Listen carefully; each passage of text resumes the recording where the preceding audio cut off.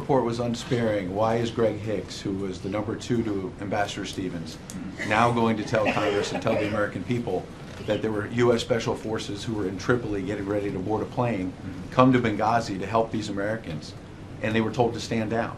Well, I think the Department of Defense has addressed this. I don't have access to the interviews that I think have been referred to in some of the news reports. So, but in terms of that issue, the response that the Department of Defense took and the actions that the Department of Defense took in response to what was happening in Benghazi, I would refer you to the Department of Defense. They have addressed this very issue, and I would refer you to the content of the ARB.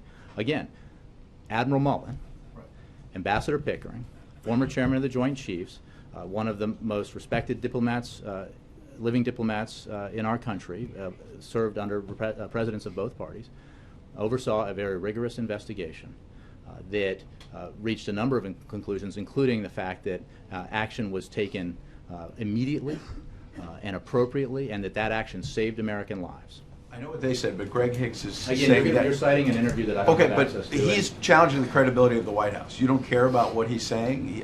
Do you think he's lying? Again, Ed, you're citing an interview that I don't have. People could have been helped. I'm saying that there was an accountability review board led by two men of unimpeachable expertise and credibility who oversaw a process that was rigorous and unsparing, that was highly critical in some areas, and that produced a series of recommendations that have all been acted on by the State Department, as the President insisted be the case. What he